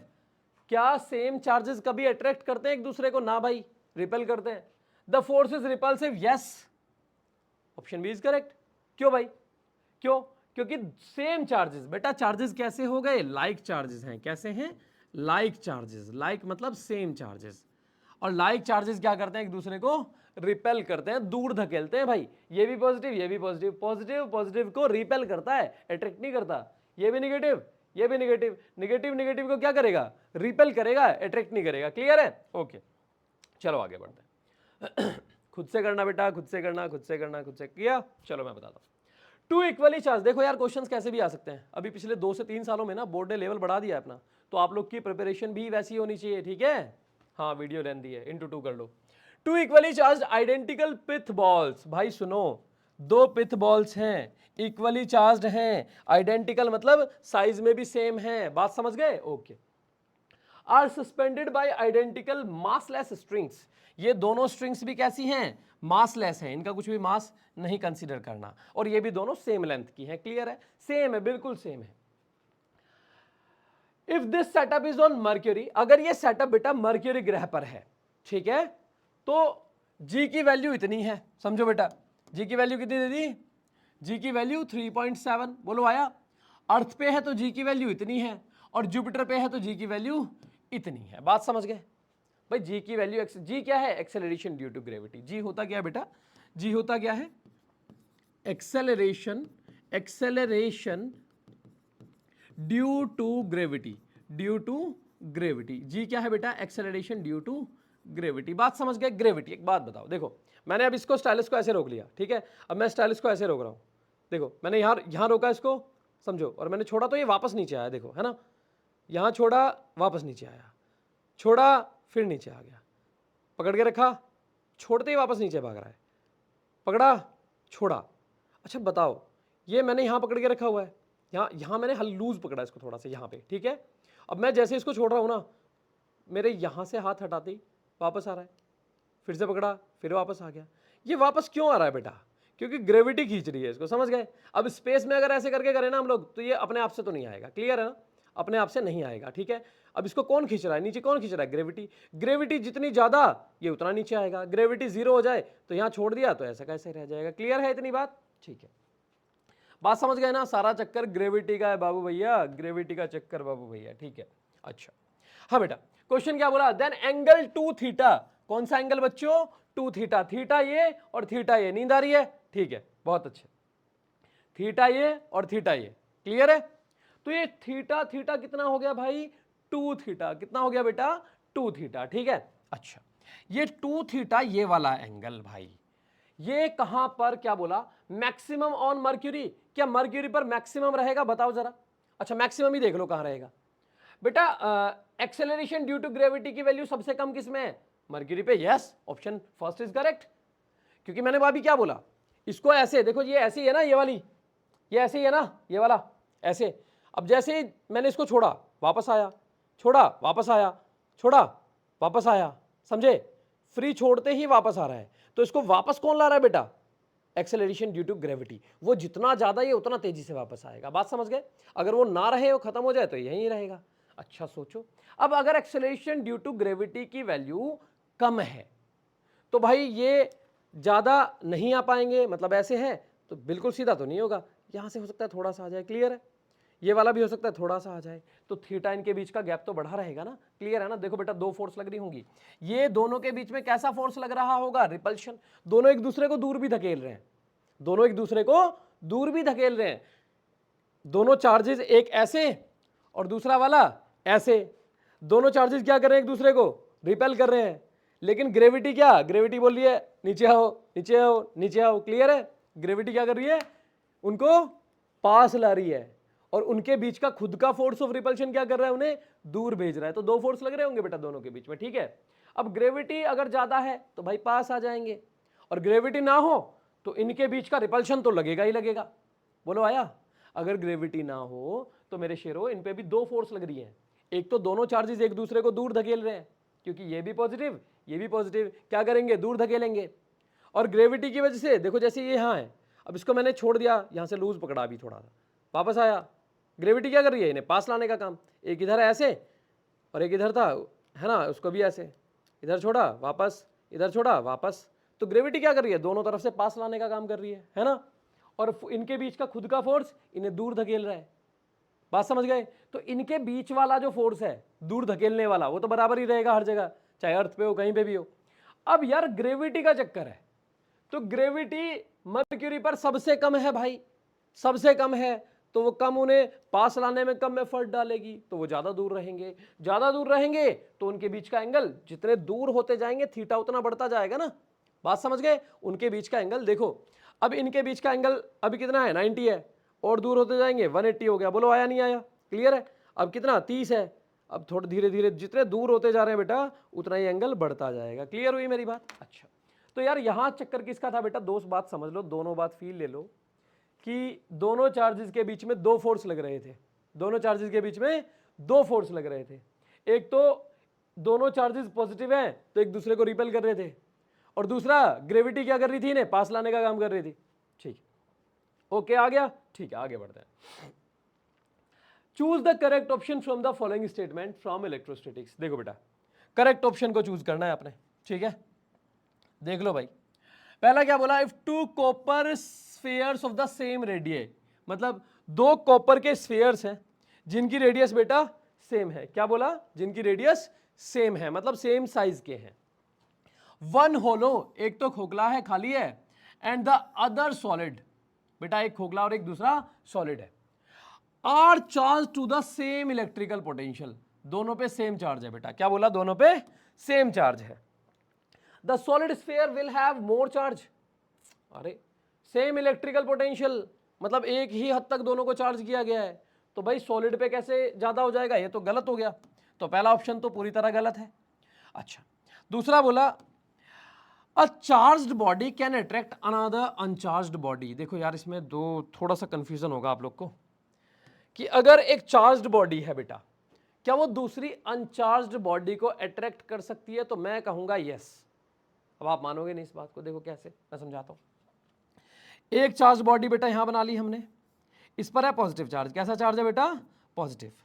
दूसरी अनचार्ज्ड बॉडी थी बेटा, अनचार्ज्ड तो है लेकिन एक्चुअल में थोड़ा ध्यान से समझा जाए तो इसका कुछ कहानी ऐसी है, पॉजिटिव जितना है उतना ही इस पे निगेटिव भी है। बोलो आ रहा है? निगेटिव और एक पॉजिटिव, पॉजिटिव और निगेटिव चार्ज बराबर हो गया तभी तो अनचार्ज्ड रहा। बात समझ गए? फील आ गई? इस पे तो पॉजिटिव चार्ज है, इस पे तो एक चार्ज आ गया, कोई भी हो सकता है पॉजिटिव हो सकता है निगेटिव हो। बात समझ गए? दूसरी बॉडी कैसी है? अनचार्ज्ड। अनचार्ज्ड का मतलब कि उसके अंदर जितना पॉजिटिव है उतना ही निगेटिव है, दोनों चार्जेस ने एक दूसरे को कैंसिल आउट किया हुआ है। तो बेटा ध्यान से समझो, जब आप इनको क्या करोगे, इनको पास लाओगे ना, इनको क्लोजर लाओगे, पास लाओगे, तो क्या होगा, इस ऑब्जेक्ट पे क्या है? Positive positive positive positive. अब ये क्या करेगा, इस ऑब्जेक्ट पे क्या असर डालेगा बेटा? पॉजिटिव चार्ज है, निगेटिव को अपनी तरफ खींचेगा और पॉजिटिव को दूर भगाएगा। तो इसका कुछ ऐसा अरेंजमेंट देखने को मिलेगा आपको, निगेटिव को अपनी तरफ खींच लिया और पॉजिटिव को दूर भगा दिया। बात समझे? तो अफेक्ट तो किया ना दूसरी चीज को। तो एक चार्ज्ड ऑब्जेक्ट ने दूसरी अनचार्ज्ड ऑब्जेक्ट को अफेक्ट किया। आया? क्लियर है मेरी बात? तो यार ऑप्शन बी पूरी तरह से सही हो जाएगा। क्लियर है? यस और नो बता। तो तीसरा वाला, एक से ओनली फर्स्ट इज करेक्ट या ओनली सेकंड इज करेक्ट, तो यार ये वाला ठीक है।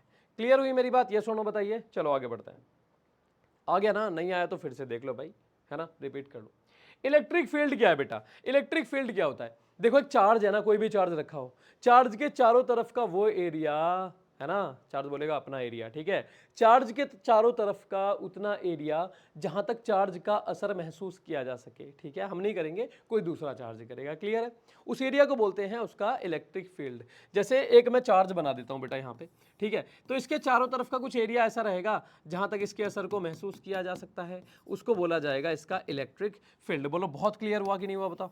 आ गया? ठीक है। अच्छा बेटा देखो, अब एक बात समझो यार आप लोग, जैसे पॉजिटिव है तो पॉजिटिव से इलेक्ट्रिक फील्ड लाइंस, क्या बोलते हैं बेटा इनको? इलेक्ट्रिक फील्ड लाइंस पॉजिटिव से बाहर की तरफ चलेंगी और निगेटिव में अंदर की तरफ आएंगी। क्लियर है? अगर निगेटिव चार्ज है तो इलेक्ट्रिक फील्ड लाइंस क्या होंगी, अंदर की तरफ आएंगी, पॉजिटिव से बाहर की तरफ चलेंगी। देख लो जरा। अच्छा, ये पॉजिटिव था, इससे भी बाहर चल रही है, ये पॉजिटिव था, इससे भी बाहर चल रही है, ऐसे ऐसे जा रही थी। अब देखो इसकी ये लाइन आई, इसकी ये लाइन आई, तो क्या हुआ, यहां इनके बीच में रिपल्शन शुरू हुआ। बात समझ गए, क्या हुआ, रिपल्शन शुरू हुआ। क्लियर है? और इस तरह से वो सीधी हो जाएंगी। क्लियर हो गई बात? अच्छा, पॉजिटिव से दूर की तरफ भागी, पॉजिटिव से दूर की तरफ भागी और नेगेटिव में अंदर की तरफ आई। बात समझ गए? अभी बस इतनी बात याद करनी है आपने कि इलेक्ट्रिक फील्ड क्या होता है। Electric field is the space around a charge. क्या होता है बेटा?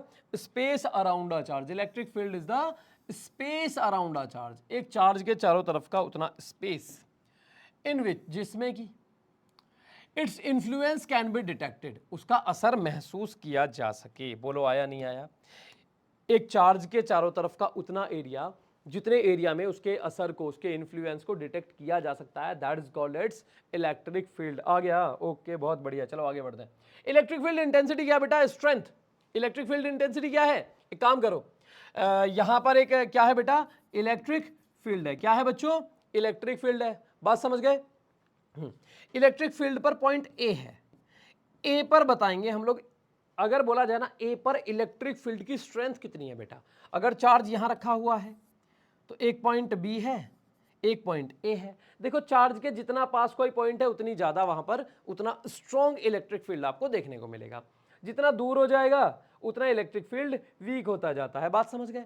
तो अब यहां पर आप क्या बताओगे कि इलेक्ट्रिक फील्ड की स्ट्रेंथ यहां पर ज्यादा या फिर यहां पर ज्यादा? अगर कंपैरिजन की बात हो तो आप सीधा बोलो चार्ज के पास वाला जो है उस पे इलेक्ट्रिक फील्ड की स्ट्रेंथ ज्यादा है। अब ये जो इलेक्ट्रिक फील्ड की स्ट्रेंथ है ना, वही तो होती है बेटा इलेक्ट्रिक फील्ड इंटेंसिटी। बात समझ गए? इलेक्ट्रिक फील्ड इंटेंसिटी क्या है? इलेक्ट्रिक फील्ड की स्ट्रेंथ। बात समझ गए? नहीं आया तो भाई रिपीट कर लो, पीछे बैक करके ना दोबारा से चला लो। चलो, electric field intensity at any point is the strength of electric field at that point. बेटा क्लियर हुआ कि नहीं हुआ? कि उस पॉइंट पर अगर हम बात करते हैं इलेक्ट्रिक फील्ड के अंदर किसी पॉइंट पर इलेक्ट्रिक फील्ड इंटेंसिटी कितनी है, तो हम ये बोल रहे हैं कि उस फील्ड पर इलेक्ट्रिक फील्ड की स्ट्रेंथ कितनी है। क्लियर है? अगर किसी पॉइंट पर हमने बोला इलेक्ट्रिक फील्ड इंटेंसिटी कितनी है, तो क्या बोल रहे हैं कि उस पॉइंट पर इलेक्ट्रिक फील्ड की स्ट्रेंथ कितनी है। बेटा क्लियर हुआ कि नहीं हुआ? बोलो आया? Okay. It is defined as the force experienced by a unit positive charge placed at that point। हम ऐसा बोल दें कि अगर ये एक इलेक्ट्रिक फील्ड है बेटा, क्या है? Electric field. क्या है बच्चों? ये एक इलेक्ट्रिक फील्ड है। अब इलेक्ट्रिक फील्ड में कोई पॉइंट है ए, तो ए पॉइंट पर क्या बताओ बेटा? ए पॉइंट पर इलेक्ट्रिक फील्ड इंटेंसिटी बता दो। तो मैं ऐसा बोल दूं कि एक यूनिट चार्ज ले लो क्यू नॉट। बेटा एक यूनिट पॉजिटिव चार्ज को क्या बोलते हैं? Q not. क्या है? यूनिट। यूनिट मतलब सिंगल पॉजिटिव चार्ज। इसको टेस्ट चार्ज भी बोलते हैं। क्या बोलते हैं बेटा? टेस्ट चार्ज भी बोलते हैं। टेस्ट चार्ज को हमेशा क्यू नॉट लिखा जाएगा, क्यू, और इसको बोलते हैं नॉट। क्यू नॉट लिखा जाएगा टेस्ट चार्ज को। टेस्ट चार्ज हमेशा आपको पॉजिटिव लेना होता है। बात समझ गए आप लोग? टेस्ट चार्ज हमेशा कैसा लेना है? पॉजिटिव लेना है। और लिखा क्या जाएगा? Q not. एक यूनिट का चार्ज होता है। टेस्ट चार्ज कितने यूनिट का होता है? एक यूनिट का। क्लियर है? ओके। तो हम ऐसा बोल देंगे कि जितनी फोर्स इस पर लगेगी, बोलो आया नहीं आया? आया? जितनी फोर्स को ये एक्सपीरियंस करेगा उतनी फोर्स को ही बोल दिया जाएगा इलेक्ट्रिक फील्ड इंटेंसिटी। अच्छा, इलेक्ट्रिक फील्ड इंटेंसिटी को लिखा जाएगा ई वेक्टर। ये एरो जो बनता है बेटा, ये वेक्टर का साइन होता है। किसका बच्चों? वेक्टर का साइन होगा। किसका बेटा? वेक्टर का साइन। वेक्टर का मतलब जिस ऐसी क्वांटिटी जिस पर डायरेक्शन से फर्क पड़ता है। क्या बोला मैंने? ऐसी क्वांटिटी जिस पर डायरेक्शन चेंज करने से फर्क पड़ता है वो वेक्टर क्वांटिटी होती है। और ऐसी क्वांटिटी जिन पर डायरेक्शन बदलने से कोई फर्क नहीं पड़ता उन्हें क्या बोलते हैं? स्केलर क्वांटिटी बोलते हैं। क्लियर है? Okay. If F vector is the force acting on a test charge Q naught, क्या बोला बेटा? Plus Q naught। अगर F वेक्टर क्या है? जितनी फोर्स लग रही है प्लस Q naught पे। बोलो आया नहीं आया? F वेक्टर क्या है? जो फोर्स Q naught पर लग रही, टेस्ट चार्ज पर जितनी फोर्स लग रही। टेस्ट चार्ज मतलब एक यूनिट पॉजिटिव चार्ज पर जितनी फोर्स लग रही उसको ही कहा जाएगा इस पॉइंट का इलेक्ट्रिक फील्ड इंटेंसिटी। बोलो आया नहीं आया? पक्की बात है? तो इलेक्ट्रिक फील्ड इंटेंसिटी बराबर फोर्स, इलेक्ट्रिक फील्ड इंटेंसिटी बराबर क्या बोला जाएगा, force upon Q not, force upon में टेस्ट चार्ज। बोलो आया, या मैं ऐसा बोल दूं टोटल फोर्स, नहीं यार टोटल फोर्स मत बोलो क्योंकि एक पॉइंट की बात हो रही है, उस पॉइंट पर एक टेस्ट चार्ज रख लो। टेस्ट चार्ज क्या रहेगा बेटा, एक यूनिट का पॉजिटिव चार्ज। वो जितनी भी फोर्स को फील करेगा उतनी ही वहां पर इलेक्ट्रिक फील्ड इंटेंसिटी है। मान लो अपना चार्ज यहां पर है, ए पॉइंट पर कुछ रखा, फिर बोला भैया बी पॉइंट पे बता दो, तो देखो बी पॉइंट पे एक यूनिट का टेस्ट चार्ज रख के देखो, वो जितनी फोर्स को फील करेगा। बोलो आया, अगर ये पॉजिटिव चार्ज है और हमने टेस्ट चार्ज रखा तो क्या करेगा, रिपेल करेगा। हाँ, अगर यह नेगेटिव चार्ज रखा होता तो वो क्या करता, उसे अट्रैक्ट करता। कहने का मतलब फोर्स तो लगेगा ना बेटा। अगर पॉजिटिव चार्ज है, आप यहां टेस्ट चार्ज रख के देखो, उसे रिपेल करेगा, जोर जोर से करेगा, फोर्स ज्यादा लगेगा, मतलब यहां पर इलेक्ट्रिक फील्ड स्ट्रांग है। यहां पर चेक किया, यहां भी पॉजिटिव, यहां भी पॉजिटिव, धकेलेगा दूर दूर, लेकिन दूर डिस्टेंस ज्यादा हो गया ना बेटा, तो फोर्स कम लगेगा, मतलब यहां पर इलेक्ट्रिक फील्ड कमजोर हो गया। अच्छा, अब अगर यहां नेगेटिव रहा होता, आप टेस्ट चार्ज रखोगे और टेस्ट चार्ज हमेशा कैसा होता है, पॉजिटिव होता है, तो नेगेटिव पॉजिटिव को क्या करेगा, अट्रैक्ट करेगा, और काफी जल्दी से, क्योंकि पास पास है, फटाक से खींच लेगा। आया, दूर वाले को धीरे धीरे धीरे धीरे खींच पाएगा। तो उससे बात समझ में आ रही है कि यहीं पर चार्ज के जितना नजदीक पॉइंट होगा वहां पर इलेक्ट्रिक फील्ड की स्ट्रेंथ उतनी ही ज्यादा रहेगी। चार्ज से जितना दूर पॉइंट होगा इलेक्ट्रिक फील्ड की स्ट्रेंथ उतनी वीक होती जाएगी, कमजोर होती जाएगी। बात समझ में आ चुकी होगी अच्छे से। It is a vector quantity. अच्छा बेटा, और बातें ऐड कर लें इसमें। It is a vector quantity बेटा, and its SI unit is newton per coulomb. बच्चे न्यूटन पर कूलम कैसे बोल दिया, फोर्स की यूनिट क्या होती है, न्यूटन, चार्ज की यूनिट क्या होती है, कूलम, तो न्यूटन पर कूलम यहां से आ गई। क्लियर है, स्क्रीनशॉट ले लो जल्दी से, आ गया, नोट्स बनाते रहना भाई। चलो, what is the SI unit of electric field intensity, Newton per coulomb, सोचना ही नहीं था, अभी किया हमने। चलो आगे बढ़ो। If you double the magnitude of a point charge while keeping the distance from a test charge constant, बेटा बात समझो, सुनो सुनो। If you double the magnitude of point charge, अच्छा, while keeping the distance from a test charge, अच्छा यहां बेटा test charge है, क्या है, Q नॉट, क्या है बेटा, ये टेस्ट चार्ज रखा हुआ, क्या रखा हुआ, test charge. If you double the magnitude of a point charge, ये कोई पॉइंट चार्ज है बेटा, क्या है, पॉइंट चार्ज। अब अगर इसके मैग्नीट्यूड को हम डबल कर दें, इसको क्या कर दिया जाए, 2Q कर दिया जाए। आया, कीपिंग द डिस्टेंस, बेटा यहां समझो, वाइल कीपिंग द डिस्टेंस, अरे while keeping the distance from a test charge constant, जितना डिस्टेंस पहले था, जितना डिस्टेंस पहले था, जितना डिस्टेंस पहले था, जितना डिस्टेंस पहले था, अब भी उतना ही डिस्टेंस रखें हम लोग। क्या बोला बेटा, जितना डिस्टेंस पहले था अब भी उतना ही डिस्टेंस रखें। तो चेंज क्या हुआ बेटा, देखो टेस्ट चार्ज तो सेम रहा, मैंने बोला ना टेस्ट चार्ज को क्या लिखेंगे, क्यू नॉट लिखेंगे, ठीक है, टेस्ट चार्ज को क्या लिखेंगे, क्यू नॉट। कोई पॉइंट चार्ज है उसको हमने क्यू लिख दिया।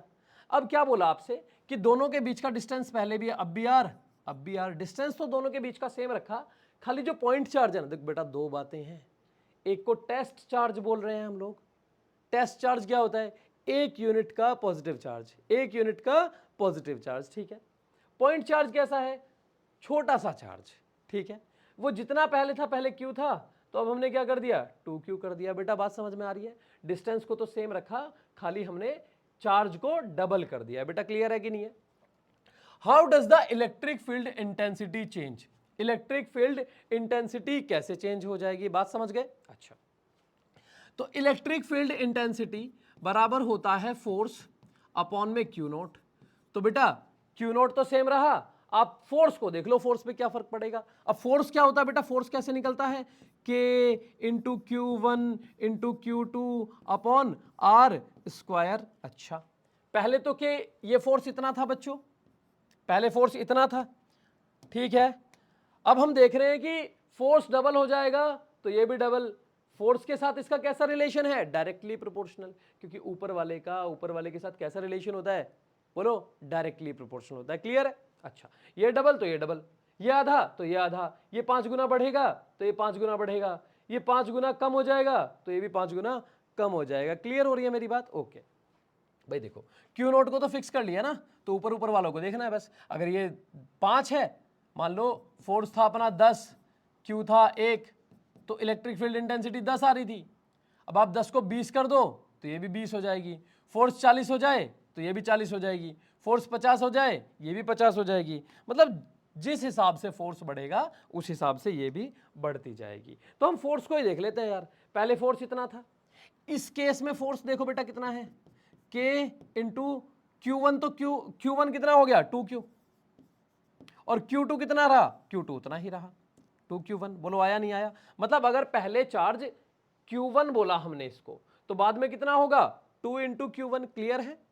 Q2 दूसरा वाला चार्ज, बेटा सुनो ध्यान से, पहला चार्ज दूसरा चार्ज, ऐसे समझो, पहला चार्ज दूसरा चार्ज, दूसरा वाला तो सेम रहा, पहला जितना पहले था उसका डबल कर दिया। मैं फॉर्मूला में छोटा q लिख रहा हूं Q1, तो यहां भी Q2 लिख लेंगे, Q1 ही लिख देंगे। ठीक है, अच्छा इसको थोड़ा सा और अच्छे से कर लो, यहाँ डाउट खत्म हो जाएगा तुम्हारा।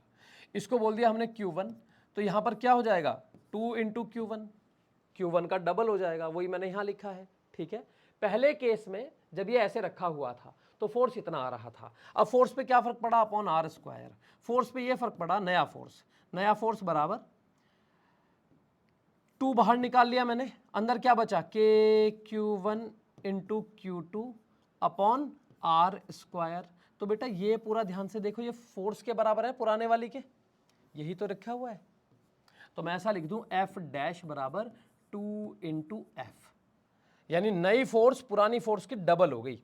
अच्छा, तो यहां से देखो, अब जब फोर्स डबल हो जाएगा तो इलेक्ट्रिक फील्ड इंटेंसिटी भी डबल हो जाएगी। बात समझ गए बेटा? ऐसे ही देखो, यही तरीका है। नहीं आ रहा दोबारा से देख लो वीडियो को, आ जाएगा। एक बार में नहीं आ रहा, दो बार में आ जाएगा। ठीक है, हमने देखा कि यार इसमें हो क्या रहा था, हमने थोड़ा सा फील लिया इसका कि भैया एक टेस्ट चार्ज रखा हुआ है, एक पॉइंट चार्ज रखा हुआ है, दोनों के बीच का कुछ डिस्टेंस है। ठीक है, फिर बोला कि भैया डिस्टेंस तो सेम रखा, टेस्ट चार्ज भी सेम रहा, जो ये पॉइंट चार्ज था इसका डबल कर दिया हमने। बोलो आया? तो फिर बोला इलेक्ट्रिक फील्ड इंटेंसिटी पे क्या फर्क पड़ेगा। इलेक्ट्रिक फील्ड की इंटेंसिटी का फॉर्मूला देखा, या तो एफ फोर्स से फर्क पड़ता था या क्यू नॉट से। अब क्यू नॉट तो सेम ही रहा, तो सीधा सीधा फर्क पड़ेगा फोर्स से। अब आप फोर्स देखो, फोर्स बढ़ी कि घटी, बढ़ी तो ये भी बढ़ जाएगी, फोर्स कम होगी तो इलेक्ट्रिक फील्ड इंटेंसिटी भी कम हो जाएगी। ठीक है, हमने देखा पहले केस में फोर्स थी इतनी निकली, दूसरी बारी में फोर्स इतनी निकली। बोलो आया? फिर हमने देखा 2 को बाहर निकाल के कि KQ1 Q2 upon r square, ये तो पहले वाली फोर्स के बराबर है, तो मैंने पहली वाली फोर्स लिख दिया इसको। नई फोर्स को मैंने एफ डैश से डिनोट किया, किससे बेटा? एफ डैश से। फर्स्ट केस वाली को एफ बोला, या और अच्छा सा लिख लो यार, इसको ऐसा करो F1 बोल दो, इसको F2 बोल दो, F2 F2 F2 बराबर 2F1। बोलो आया? F1 की कौन सी फोर्स थी? पहले वाले केस की। F2 कौन सी है? दूसरे वाले की। तो F2 बराबर 2 इंटू F1, पुरानी फोर्स का डबल हो गई नई फोर्स। क्लियर है? तो बाद में डिस्टेंस बढ़ाने पर फोर्स डबल हो रही। आया? डिस्टेंस बढ़ाने पर फोर्स, डिस्टेंस डबल करने पर, सॉरी अरे डिस्टेंस नहीं, चार्ज को डबल करने पर फोर्स डबल हो रही। अब फोर्स डबल हो रही तो इलेक्ट्रिक फील्ड इंटेंसिटी भी डबल हो जाएगी। तो ऑप्शन है इज करेक्ट। बेटा क्लियर है? आगे बढ़ते हैं, ये क्वेश्चन खुद से ट्राई करते रहो यार। What is the electric field intensity at a point due to a positive charge? What is the electric field intensity at a point due to a positive charge? बेटा पॉजिटिव चार्ज होता है ना, तो electric field line उससे दूर जाती है। कैसे जाती है बेटा? उससे दूर जाती है, इसलिए इनको पॉजिटिव बोला जाता है। अब अगर निगेटिव चार्ज होता तो इलेक्ट्रिक फील्ड लाइन उसकी तरफ आती है, इसलिए इसको निगेटिव बोला जाता है। बोलो आया नहीं आया? पॉजिटिव चार्ज की इलेक्ट्रिक फील्ड इंटेंसिटी कैसी रहेगी? हमेशा पॉजिटिव। निगेटिव की कैसी रहेगी? हमेशा निगेटिव। याद कर लो। क्लियर है? चलो आगे बढ़ते हैं। अब देखते हैं इलेक्ट्रिक फील्ड लाइंस। क्या बेटा? Electric field lines. एक्चुअल में इलेक्ट्रिक फील्ड लाइंस ना इमेजिनरी लाइंस होती हैं। क्या कैसी होती है बेटा? इमेजिनरी लाइंस होती हैं। क्लियर है? इलेक्ट्रिक फील्ड को जो रिप्रेजेंट करती हैं। पॉजिटिव से हमेशा दूर भागेंगी बाहर की तरफ, निगेटिव पे हमेशा निगेटिव की तरफ आएंगी। क्लियर है? पॉजिटिव से बाहर की तरफ, निगेटिव पे निगेटिव की तरफ, अंदर की तरफ। क्लियर है? ओके, तो एक काम करो, देखते हैं चलो। हाँ, इलेक्ट्रिक फील्ड लाइंस और इलेक्ट्रिक लाइंस ऑफ फोर्स और इमेजिनरी लाइंस क्या होती है बेटा? इमेजिनरी लाइंस होती हैं। क्या होती हैं बच्चों? Imaginary lines. बताया मैंने अभी आपको। Drawn to represent the electric field visually. देखो बेटा, वैसे हम बोले इलेक्ट्रिक फील्ड है, ठीक है, कैसे बताओगे? तो यार दिखाना तो पड़ेगा ना आपको। इलेक्ट्रिक फील्ड दिखाओगे कैसे? लाइंस की हेल्प से हम लोग दिखाते हैं। इलेक्ट्रिक फील्ड लाइंस अगर बहुत पास पास आ गई, जैसे इलेक्ट्रिक फील्ड लाइंस ये रही, ठीक है, ये कैसे है बेटा? पास पास है। और एक इलेक्ट्रिक फील्ड लाइंस ये रही। बेटा अगर इलेक्ट्रिक फील्ड लाइंस पास पास हैं, जितनी ज्यादा इलेक्ट्रिक फील्ड लाइंस पास होंगी इलेक्ट्रिक फील्ड उतना स्ट्रांग बनेगा, जितनी दूर होंगी इलेक्ट्रिक फील्ड उतना कमजोर बनेगा, याद रहेगा। तो यहां पर इलेक्ट्रिक फील्ड स्ट्रांग कौन सा है, ये वाला इलेक्ट्रिक फील्ड ज्यादा स्ट्रांग है, वो वीक है। बोलो आया, ठीक है, चलो आगे बढ़ते हैं। Since the electric field is a vector quantity, अब क्योंकि इलेक्ट्रिक फील्ड क्या है बेटा, एक वेक्टर क्वांटिटी होती है ना, ये कैसी होती है, डायरेक्शनल होती है, मतलब इनकी अपनी एक फिक्स डायरेक्शन होती है, ठीक है। It has both magnitude and direction, तो भैया इसमें वेक्टर क्वांटिटी में क्या रहता है, मैग्नीट्यूड भी रहता है। जैसे मैं बोल दूं 10 किलोमीटर जाओ, तो अब ये तो नहीं पता ना किस तरफ जाना है, तो स्केलर है। अब मैं बोल देता हूं 10 किलोमीटर ईस्ट डायरेक्शन में जाओ, तो अब हो गई है वेक्टर क्वांटिटी, क्योंकि डायरेक्शन स्पेसिफाई कर दी बेटा, ईस्ट में ही जाना है, वेस्ट में नहीं जा सकते अब आप, क्लियर है। तो जब डायरेक्शन भी स्पेसिफाई हो उस टाइम पर वेक्टर क्वांटिटी हो जाती है, क्लियर है। तो वेक्टर क्वांटिटी में मैग्नीट्यूड, मैग्नीट्यूड क्या है, मैंने बोला 10 किलोमीटर जाओ, तो 10 किलोमीटर, ये 10 क्या है, एक नंबर है, किलोमीटर क्या है, एक यूनिट है, दोनों को मिला के क्या बन गया, मैग्नीट्यूड बन गया, क्लियर है, ठीक है। Suppose one looks at the given image, ठीक है, कोई बंदा इन इमेज को देखता है, द एरो, बात समझना बेटा, the arrows indicate the electric field lines, arrow क्या कर रहे हैं बेटा, इलेक्ट्रिक फील्ड लाइंस को इंडिकेट कर रहे हैं, इलेक्ट्रिक फील्ड लाइंस को शो कर रहे हैं, and they point in the direction of the electric field, और बेटा वो इलेक्ट्रिक फील्ड की डायरेक्शन में ही है, इलेक्ट्रिक फील्ड की डायरेक्शन यही है, क्लियर है, इसमें इलेक्ट्रिक फील्ड की डायरेक्शन यही है, एरो बताता है किस डायरेक्शन में इलेक्ट्रिक फील्ड है, क्लियर है। The significance of electric field lines is that they tell us how space is distorted by the presence of a charge or a distribution of charges। बेटा जो electric field lines होती है ना, उनका जो significance है, मतलब उनका रोल क्या है, उनका रोल ये होता है कि वो हमें ये बताते हैं कि जो स्पेस होता है ना, जो एरिया है, किसी चार्ज की वजह से या फिर चार्जेस के डिस्ट्रीब्यूशन की वजह से, बहुत सारे चार्जेस रखे हों, उनकी वजह से वो उस एरिया पर कैसे फर्क पड़ता है, डिस्टॉर्टेड मतलब उसकी शेप कैसे चेंज होती है, बात समझ गए, मतलब किसी चीज को डिस्टॉर्ट करना, उसमें कुछ डिफ्लेक्शन ला देना, क्लियर है।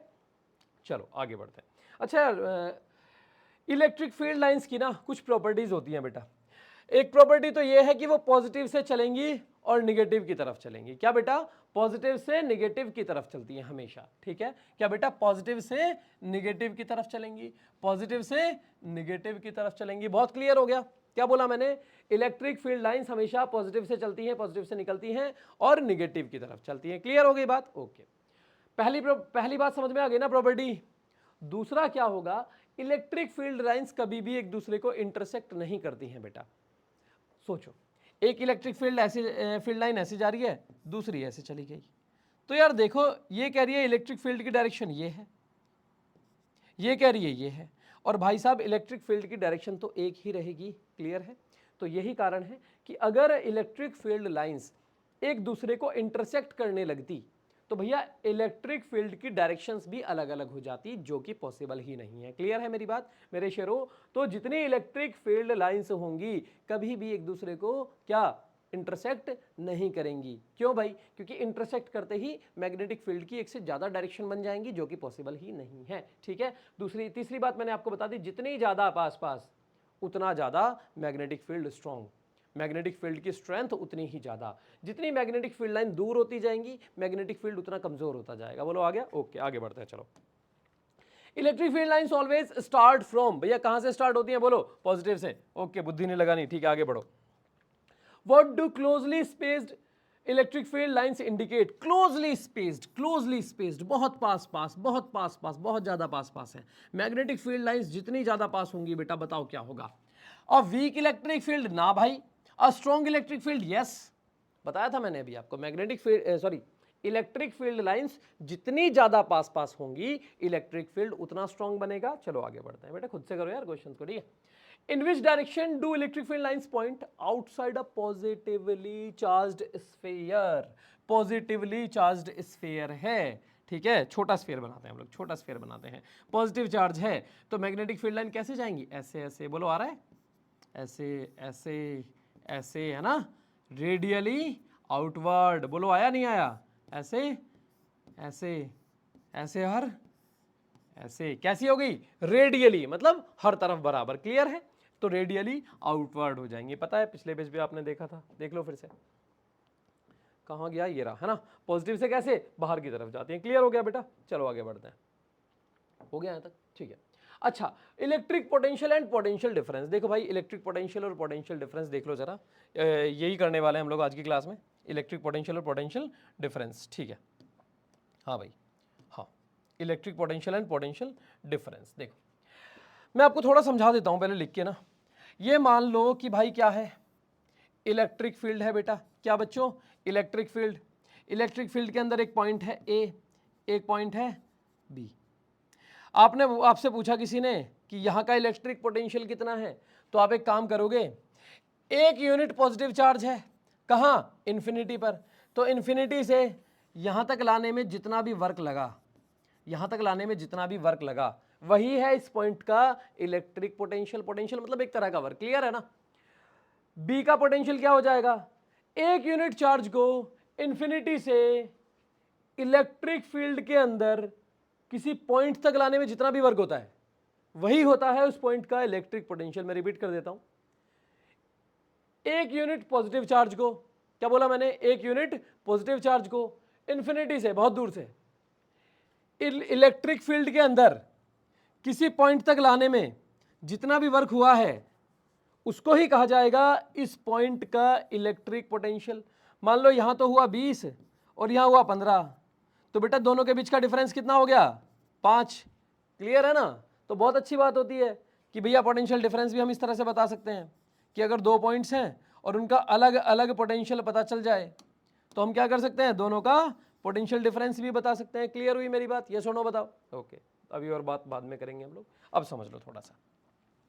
The amount of work done in carrying a unit positive charge from infinity to a point under consideration, ठीक है बेटा, इन्फिनिटी से किसी एक पॉइंट तक लाने में, बात समझे, the amount of work done in carrying a unit positive charge, एक यूनिट पॉजिटिव चार्ज को इन्फिनिटी से किसी पॉइंट तक लाने में जितना वर्क हुआ है, under an external electric force, बेटा under the influence of an external electric force. एक एक्सटर्नल फोर्स तो लगानी पड़ेगी ना यार। देखो इलेक्ट्रिक फील्ड है, चार्ज को आप ला रहे हो, मान लो यहां भी पॉजिटिव चार्ज रखा हुआ, उसका इलेक्ट्रिक फील्ड है, वहां से यहां तक लाओगे, वो आना नहीं चाहेगा, तो आप जबरदस्ती लाओगे ना उसको। क्लियर हो रही है बात, नहीं आ रही, आ रहा है ना।